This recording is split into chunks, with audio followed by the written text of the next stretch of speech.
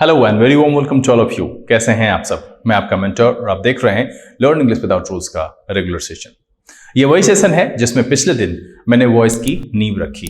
मैंने ये बताया कि वॉइस वर्ब की एक क्वालिटी है जिसमें एक में वो बताता है कि उसका सब्जेक्ट एक्ट करता है और दूसरी बार ये बताता है कि वो एक्शन किस पर किया जाता है। दैट मीन्स कि हम इसमें दो तरह के सेंटेंसेस का निर्माण करते हैं। एक सेंटेंस सब्जेक्ट ओरिएंटेड होता है जिसमें हम सब्जेक्ट को सामने रखते हैं और दूसरा सेंटेंस होता है ऑब्जेक्ट ओरिएंटेड जिसमें हम ऑब्जेक्ट को सामने रखकर यानी कि सेंटेंस की शुरुआत में रखकर दर्शाते हैं। और इसी के आधार पर वॉइस को दो कैटेगरी में डिवाइड किया गया है। पहला है एक्टिव और दूसरा है पैसिव।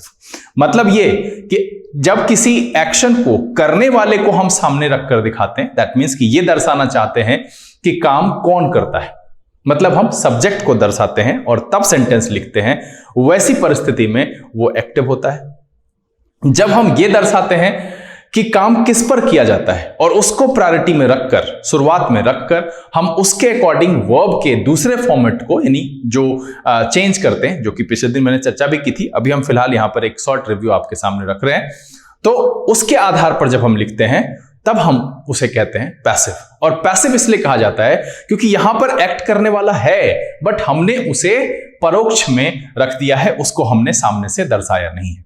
एक्टिव इसलिए कहा जाता है कि काम को जो करने वाला है उसको हम एक्टिवली उस सेंटेंस में एक्सप्रेस कर रहे हैं। पिछले दिन कन्वर्जन के दौरान मैंने यह कहा था कि टेंस की कोई आवश्यकता नहीं है। बिना टेंस पढ़े भी आप वॉइस पढ़ सकते हैं अगर आपको सिर्फ इतना पता है कि वर्ब का जो मेन वर्ब है उसका जो पहला फॉर्म है वो है आपका ओरिजिनल फॉर्मेट, जो इसका दूसरा है वो है वर्ब वन प्लस ईडी और है विदाउट हेल्पर। इसके साथ कोई भी हेल्पिंग वर्ब नहीं होगा, विदाउट हेल्पिंग वर्ब। तब हम यहां पर बच्चे कंफ्यूज नहीं होइएगा, मैं प्रीवियस ईयर के सेट भी जब कराता हूं वहां पर भी मैंने बताया है कि पास्ट पार्टिसिपल कब कहते हैं और वो एक्शन के तौर पर आता है। तब जब वो एडजेक्टिव की तरह आएगा तब वो वर्ब का दूसरा फॉर्म नहीं होगा, वहां पर भी हेल्पिंग वर्ब नहीं होता है, तो इसलिए कंफ्यूज नहीं होना है। फिर तीसरे फॉर्म को मैंने बताया था कि वर्ब वन प्लस ईडी, लेकिन इसके पहले क्या मौजूद होता है? हैव मौजूद होता है, हैड मौजूद होता है और हैज मौजूद होता है। फिर वर्ब का फोर्थ फॉर्म मैंने बताया था, कहा कि वर्ब वन प्लस आईएनजी और इसके पहले क्या मौजूद होता है?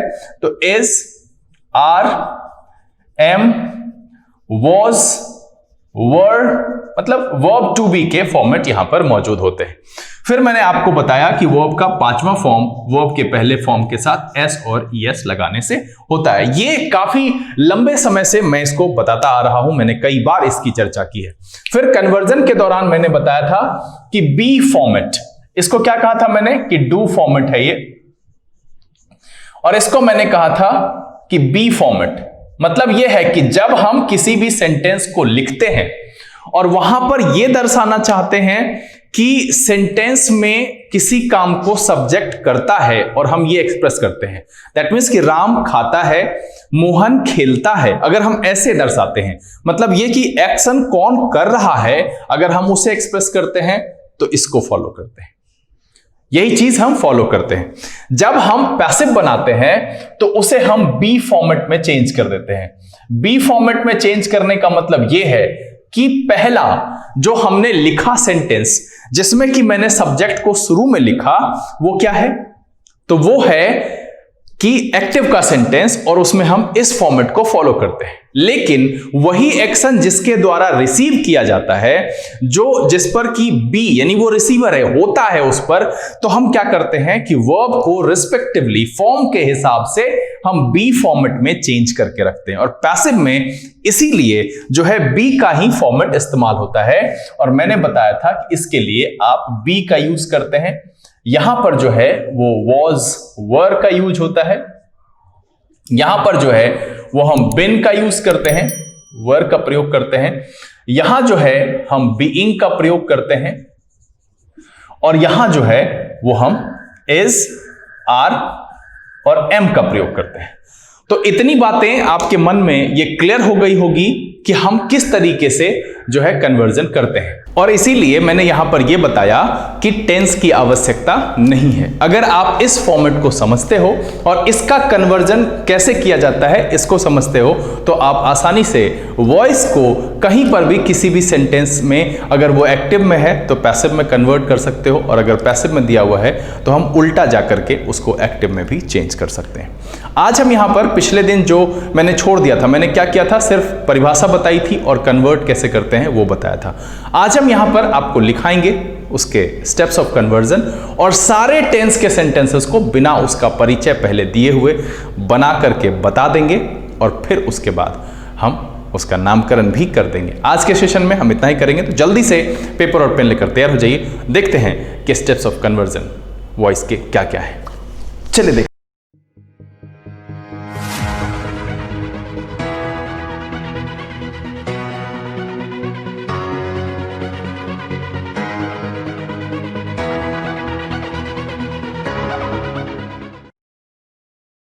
आइए हम आज के सेशन की शुरुआत करते हैं, और सेशन को शुरू करने से पहले जो लोग इस चैनल पर नए हैं, चैनल को सब्सक्राइब करना और बेल आइकन प्रेस करना नहीं भूलेगा, ताकि हर अपलोड की नोटिफिकेशन आपको मिले और आपका कोई भी वीडियो मिस ना हो। चलिए, यहां पर सबसे पहले है कि मैं यहां कुछ भी आपको रटे रटाए तौर पर नहीं लिखाऊंगा।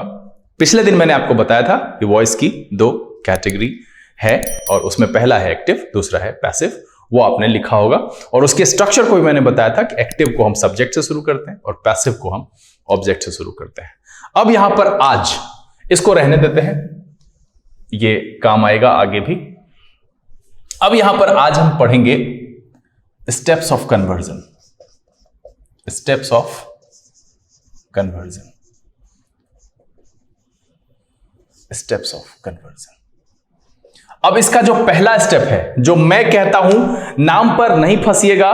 मैं नाम इसलिए दे रहा हूं कि वो यथार्थ में आपको समझ में आएगा। मैं आपको बिल्कुल ये नहीं कहूंगा कि सब्जेक्ट को अंत में ले जाओ और ऑब्जेक्ट को जो है आप शुरुआत में ले आओ, नहीं। मैं यहां पर इसको अलग तरीके से बुलाता हूं और अलग तरीके से इस स्टेप को बोलता हूं। उसे मैं कहता हूं डिग्निटी एक्सचेंज।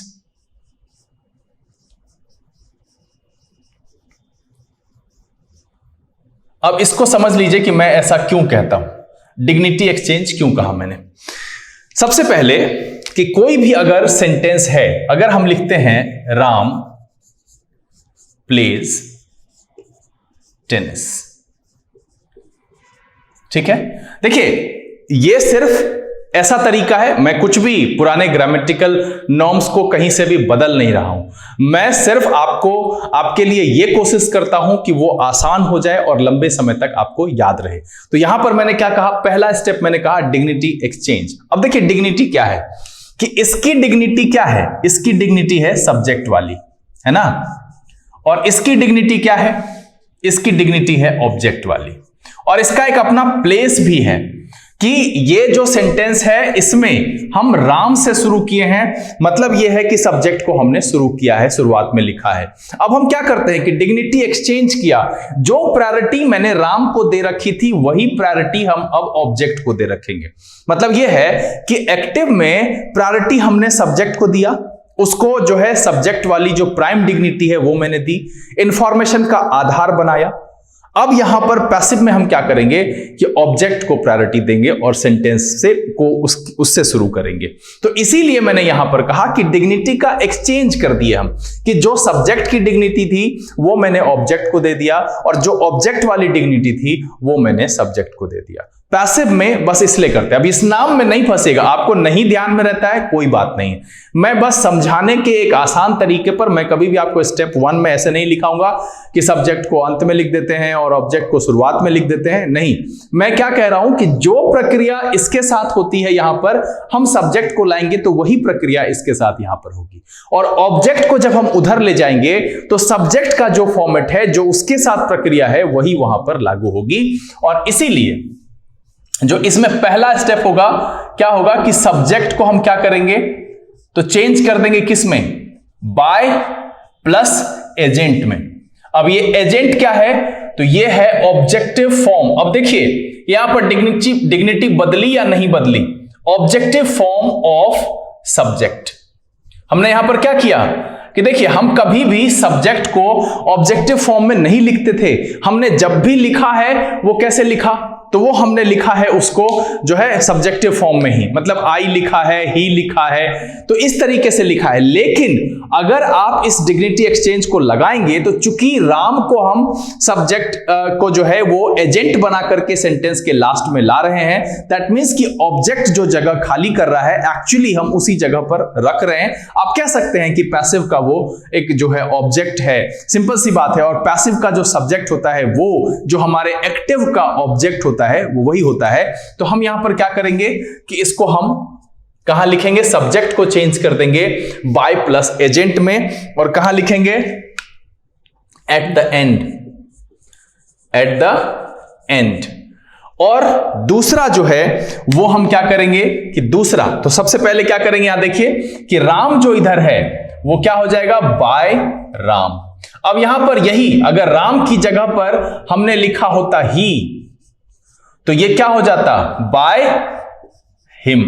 ये ध्यान रखिएगा कि हमको यही करना है कि हम जब यहां से उठा करके इसको इधर लाएंगे तो हम इसमें इसके फॉर्म को ऑब्जेक्टिव में चेंज करेंगे। चूंकि राम एक नाम है, उसका सब्जेक्ट और ऑब्जेक्ट दोनों फॉर्मेट सेम होता है, इसीलिए यहां पर भी राम दिख रहा है और यहां पर भी बाय राम दिख रहा है। लेकिन अगर हम ही को यहां ला रहे हैं तो हमें यहां हिम करना होगा।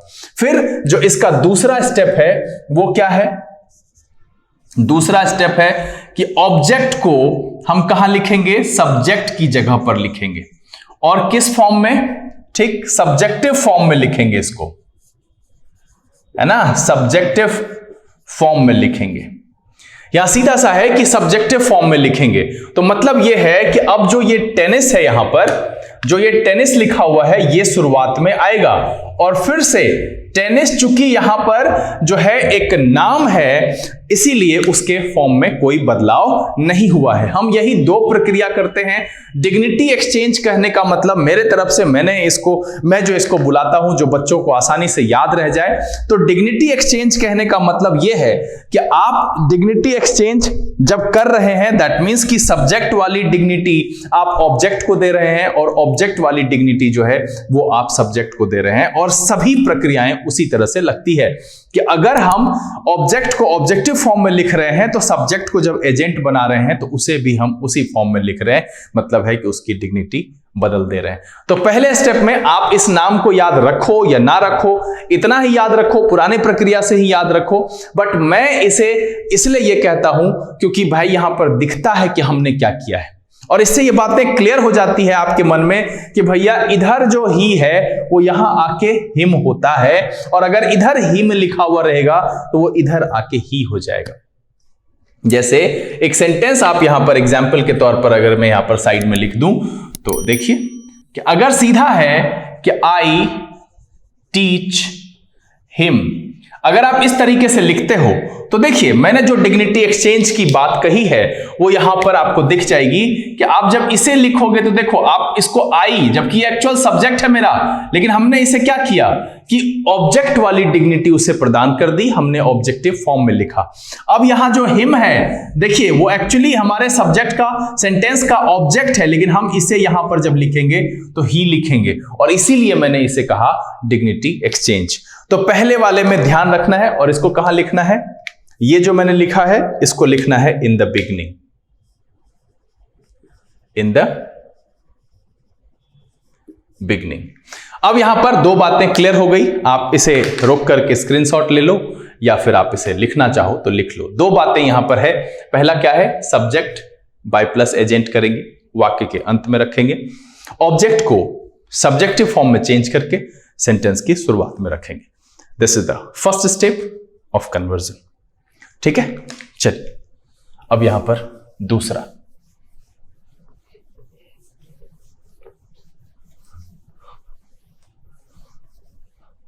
मैं कहता हूं कि जैसे मैंने उसको कहा डिग्निटी एक्सचेंज, वैसे ही दूसरा मैं कहता हूं पावर रिप्लेसमेंट, पावर रिप्लेसमेंट।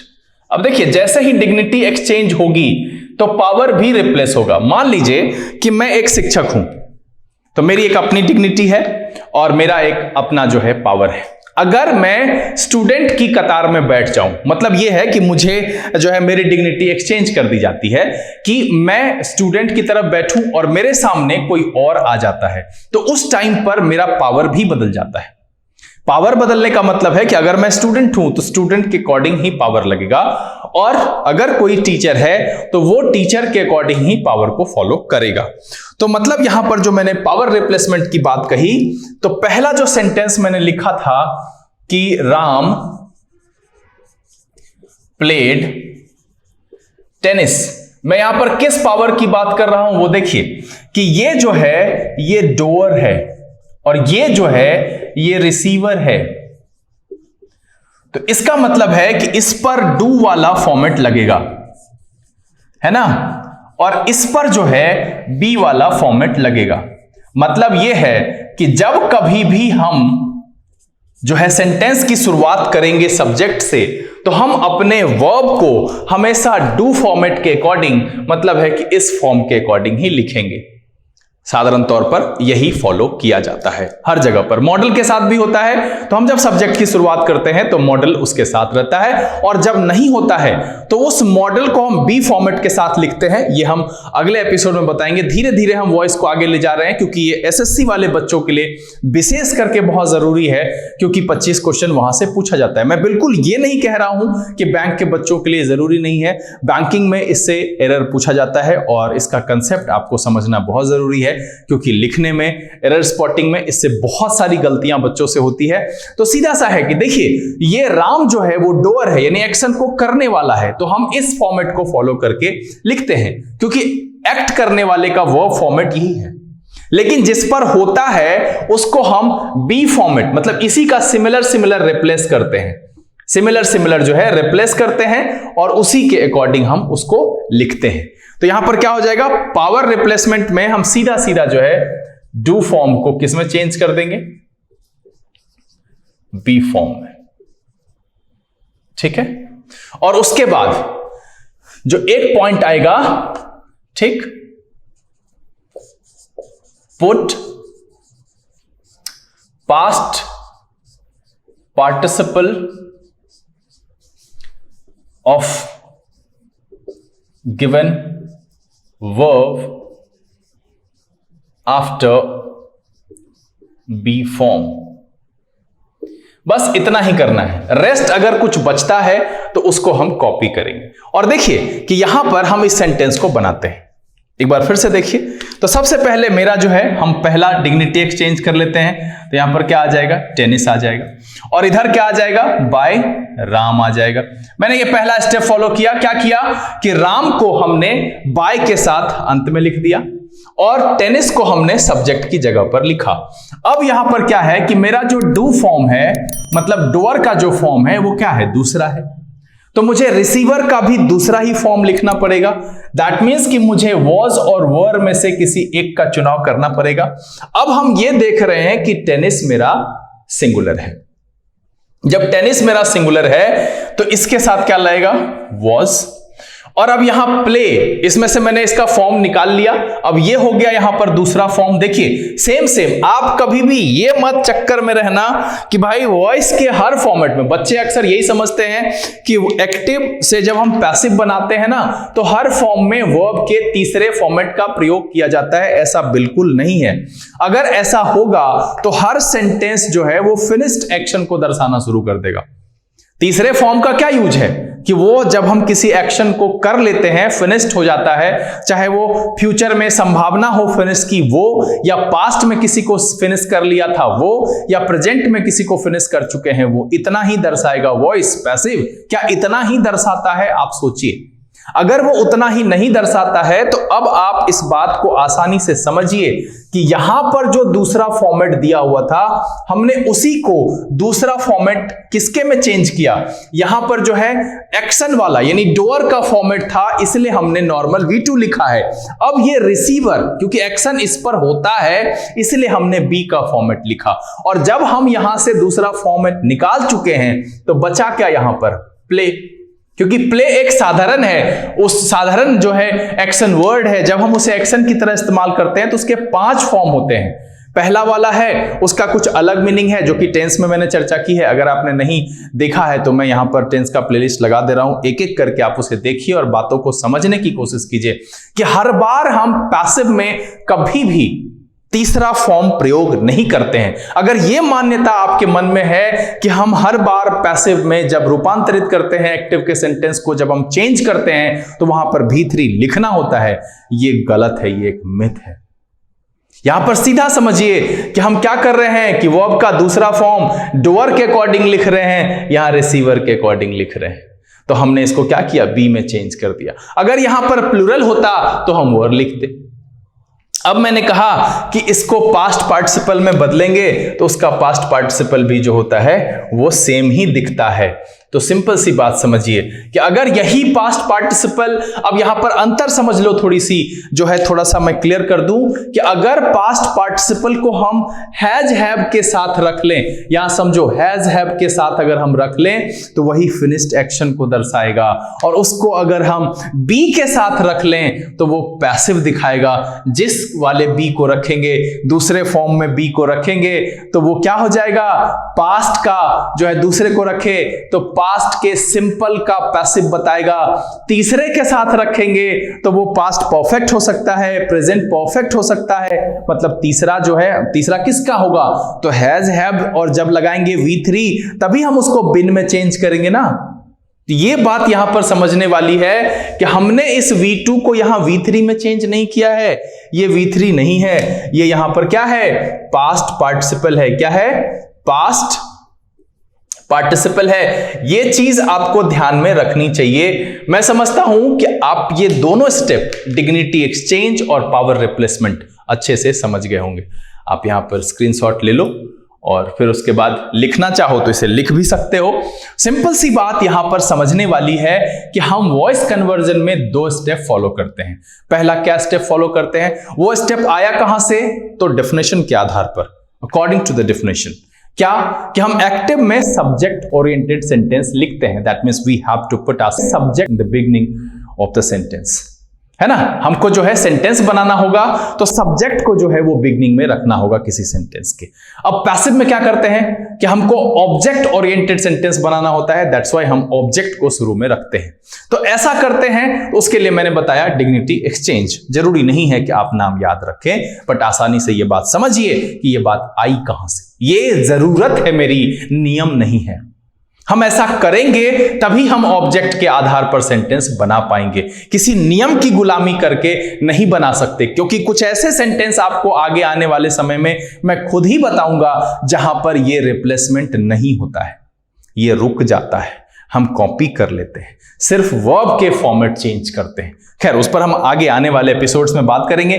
दूसरा फिर मैंने लिखा यहां पर पावर रिप्लेसमेंट, कि जब हमने सेंटेंस के मोड को चेंज कर दिया है, दैट मींस कि सब्जेक्ट ओरिएंटेड सेंटेंस से हमने ऑब्जेक्ट ओरिएंटेड सेंटेंस बना डाली। तो सब्जेक्ट ओरिएंटेड में मैंने सेंटेंस की शुरुआत डूअर से की थी और मैंने उसके अकॉर्डिंग वर्ब फॉर्म लगाया था। तो बताओ कि क्या हम ऑब्जेक्ट से शुरू करें तो डूअर वाला वर्ब उसके साथ सुटेबल होगा? नहीं होगा। इसीलिए हम वर्ब को रिस्पेक्टिव बी फॉर्म्स में चेंज कर देते हैं और उसको वहां पर रखते हैं। तो जो फॉर्मेट यहां पर था उसका रिस्पेक्टिव फॉर्म जो है बी फॉर्मेट वाला यहां लिख दिया, और इसीलिए रेस्ट क्या बच गया, मेरा एक नॉर्मल वर्ब जिस पर से हमने फॉर्मेट विड्रॉ कर लिया। तो इसको हमने पास्ट पार्टिसिपल में यहां पर रखा। प्रेजेंट पार्टिसिपल में या जेरेंड में इसलिए नहीं रखा क्योंकि फिर वो वॉज वर प्लस आईएनजी वाला फॉर्मेट आएगा जो कि डू फॉर्म है, कंटिन्यूअस का डू फॉर्म है, और इसीलिए वो गलत हो जाएगा। इसलिए यहां पर पास्ट पार्टिसिपल ही हमने लिखा है। उम्मीद करता हूं कि ये दोनों स्टेप आपको अच्छे से समझ में आ गया होगा। चलिए एक एक करके हम अब यहां पर सेंटेंस बनाते हैं, बाद में उसका नामकरण करेंगे, ठीक है। चल बाद में उसका हम नामकरण करेंगे।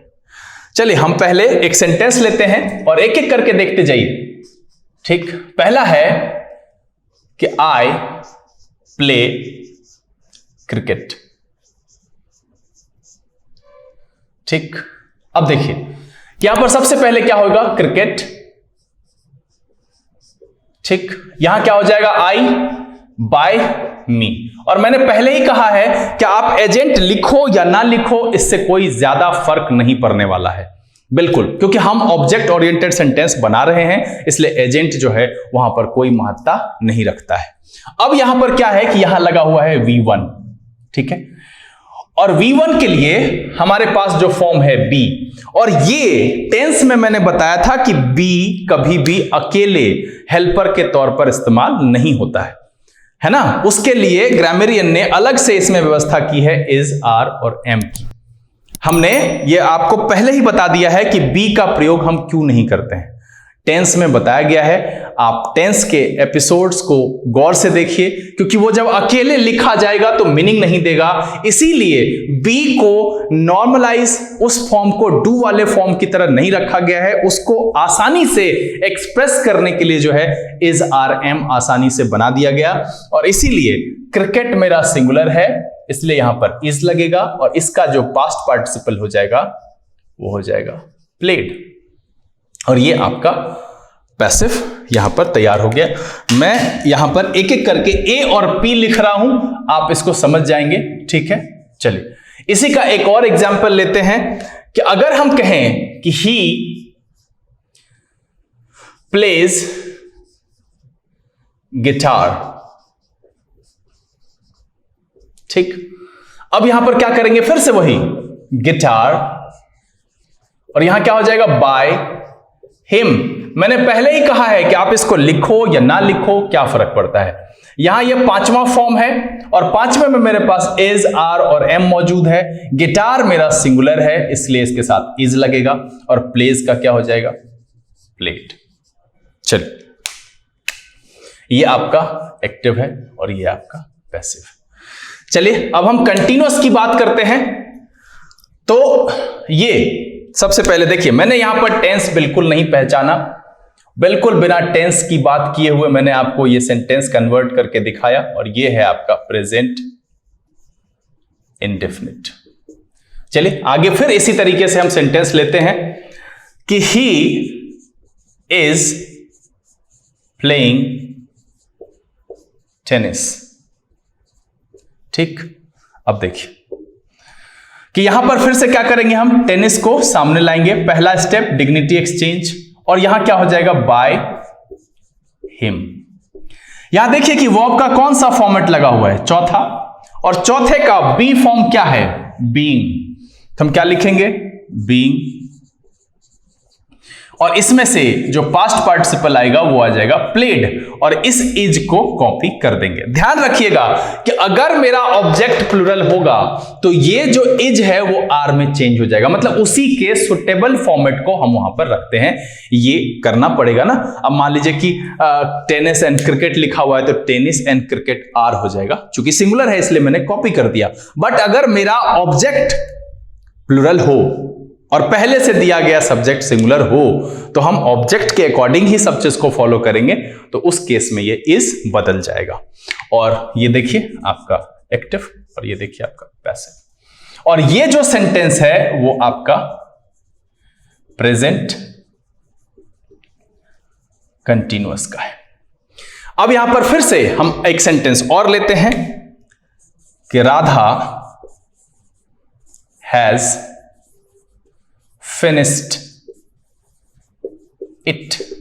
अब देखिए कि सबसे पहले मेरा सब्जेक्ट है इट, और इधर क्या हो जाएगा, बाय राधा। मैंने बार बार कहा है ऑब्जेक्ट की चर्चा नहीं भी करेंगे, कोई दिक्कत नहीं। वर्ब का फॉर्म देखिए कौन सा है, तीसरा, और हमारे पास जो बी का फॉर्मेट है वो क्या है, बिन, और यहां क्या हो जाएगा, इसका पास्ट पार्टिसिपल फिर से फिनिश्ड, और ये जो हैज है अभी फिलहाल कॉपी इसलिए होगा कि राधा भी सिंगुलर है और ये इट भी सिंगुलर है। अगर यहां पर जो है कुछ और प्लूरल में होता तब यहां पर हम हैव में चेंज करते। मैंने पहले ही कहा है कि जब हम ऑब्जेक्ट को उठा करके अंत से शुरुआत में ला रहे हैं तो वर्ब भी उसी के हिसाब से लिखेंगे। और ये देखिए कि ये आपका एक्टिव था और ये आपका पैसिव है, और ये आपका हो गया प्रेजेंट परफेक्ट।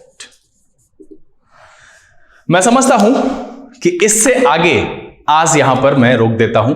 इसके आगे नहीं बताता हूं। रेस्ट जो पास्ट का है, फ्यूचर का है, आप उसको खुद से बना के देखिए, क्या ये आपसे बनता है, और अगर बनता है तो भी मुझे लिखकर बताइए, और बनाने के दौरान आप कौन सी परेशानी का सामना करते हैं वो मुझे लिख करके जरूर बताइए।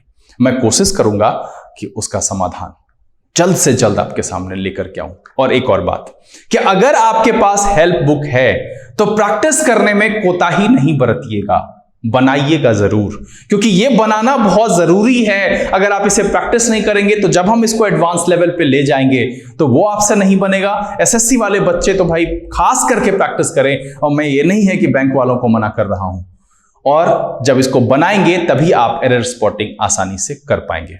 मैं यहां पर आज के सेशन में बताई गई चीजों को एक बार फिर से फास्ट रिव्यू कर दूं, दोहरा दूं। मैंने आज बताया कि कन्वर्जन के 2 स्टेप हैं। पहला है डिग्निटी एक्सचेंज, जिसमें हम सब्जेक्ट को बाय प्लस एजेंट, और एजेंट क्या होता है, उसी सब्जेक्ट का ऑब्जेक्टिव फॉर्म बनाकर वाक्य के अंत में रखते हैं, और वाक्य के अंत में मौजूद ऑब्जेक्ट को सब्जेक्टिव फॉर्म बनाकर सेंटेंस की शुरुआत में रखते हैं। जब हम ऑब्जेक्ट को सब्जेक्टिव फॉर्म में बदलकर सेंटेंस की शुरुआत में रखते हैं, वो पैसिव कन्वर्जन का पहला स्टेप है। उसके बाद हम इसमें वर्ब फॉर्म चेंज करते हैं। चूंकि एक्टिव के सेंटेंसेस काम को करने वाले के आधार पर लिखा जाता है, इसीलिए उसमें डू का फॉर्मेट, यानी वो डोअर होता है, उसके आधार पर हम सेंटेंस की रचना करते हैं, जिसमें ये 5 फॉर्म जिम्मेदार होता है। जब हम ऑब्जेक्ट को उठा करके सेंटेंस के शुरुआत में लाते हैं तो उसी के रिस्पेक्टिव बी फॉर्म्स को हम वहां पर लिखते हैं, और जो दिया गया वर्ब है उसका पास्ट पार्टिसिपल वाला फॉर्म हम इसके आगे ऐड करते हैं। और हर जगह देखिए कि आपका जो प्ले है वो किसमें चेंज हुआ है, उसको पैसिव में किस तरीके से बदला गया है। आप इसको देखिए कि किस तरीके से बदला गया है। इस पर हम और सारी बातें भी आपको आगे बताएंगे। और अब यहां पर मैं बस आपसे एक रिक्वेस्ट करूंगा कि आप किसी हेल्प बुक से बनाइए, पास्ट के सारे और फ्यूचर के सारे को बना करके देखिए, 1-2 एक्सरसाइज बनाइए तो और एक अच्छी बात है। और अगर आपको कोई समस्या हो तो कमेंट में लिख करके सूचित जरूर करिए। उम्मीद करता हूं कि इस वीडियो से आपको बहुत फायदा मिला होगा, बहुत सारी पुरानी अटपटी उलझने क्लियर हुई होंगी। अगर ये वीडियो आपको अच्छा लगा आप इसे लाइक कर दें। अगर आपने चैनल सब्सक्राइब नहीं किया है प्लीज सब्सक्राइब कर लीजिए, और बेल आइकन जरूर प्रेस कीजिएगा ताकि लेटेस्ट अपलोड की नोटिफिकेशन आपको जरूर मिले। जो लोग पहले से जुड़े हुए हैं वो इसे ज्यादा से ज्यादा सोशल नेटवर्किंग साइट पर शेयर करें। पढ़ें, पढ़ाएं, खुश रहें, मस्त रहें। और हाँ, एक और बात, इस वीडियो के अंत में भी एक प्रीवियस ईयर का सेट लगाया गया है। आप वीडियो को रोक करके स्क्रीनशॉट लीजिए या नीचे दिए गए डिस्क्रिप्शन से उसे डाउनलोड कीजिए, बनाकर तैयार रहिए। बहुत जल्द उस क्रम में वहां तक पहुंचेंगे तो उसका भी सॉल्यूशन लेकर के आपके सामने जरूर उपस्थित होंगे। उम्मीद करते हैं कि आपको मजा आएगा वॉइस को बनाने में। परेशानी हो लिख करके सूचित करें, अगले दिन यहां से आगे की सूचना लेकर के उपस्थित होते हैं। तब तक के लिए लर्न इंग्लिश विदाउट रूल्स के सेशन से this is V K Singh signing off. Keep reading, keep practising. Thank you, God bless you.